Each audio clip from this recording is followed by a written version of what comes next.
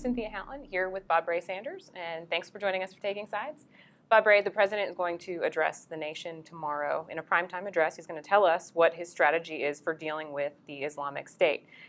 He's doing this 2 weeks after he initially told the American public that he did not have a strategy. So what do you think the president should do, or what can he do at this point to deal with this burgeoning threat?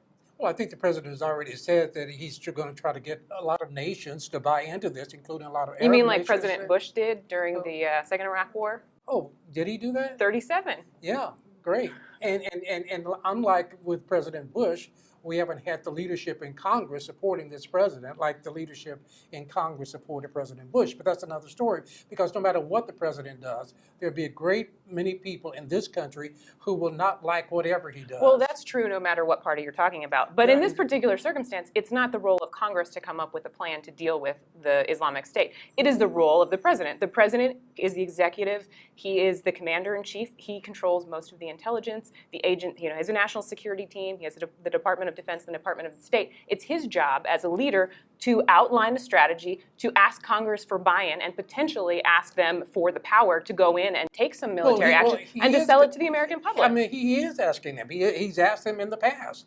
Well, where are they when he asked them? Well, we'll find, we don't know what his strategy is. I mean, he has had a strategy. He's been bombing in Iraq right now. He's been doing other things that this Congress has not.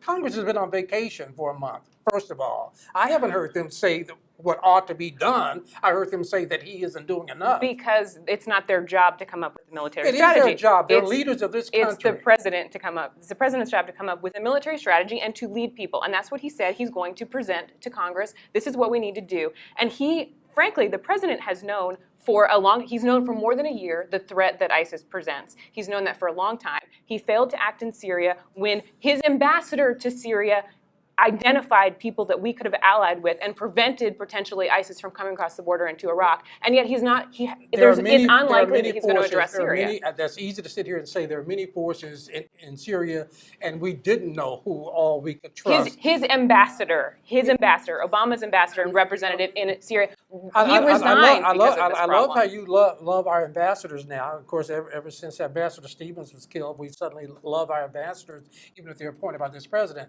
The point is that the Congress... That was an absurd comment. Yeah, and it may be, but it's absurd the way this president has been treated by this Congress, and particularly by the Republican Party, and unless they buy into it, no matter what he does, he will be going it alone, not as a country. Well, it's not just for the Republican Party. It's for Democrats and Republicans in Congress. And if the president presents a plan that is viable, that involves military and diplomatic elements, and that is going to actually having a robust strategy that's going to deal with this problem, and a comprehensive strategy that looks at the breadth of this situation that 9 out of 10 Americans are afraid of, then Congress should support him, and they should support any military action or whatever it is that he decides to do. So we can hope that that's what happens. They should, and I would hope that they would, but I am not convinced that they will. That is my problem with this Congress and with this leadership that we have in Washington today. Well, the president's the leader, and he's going to speak tomorrow, so hopefully we'll hear a plan that is going to be one that Congress can support. Maybe we'll talk about it next week.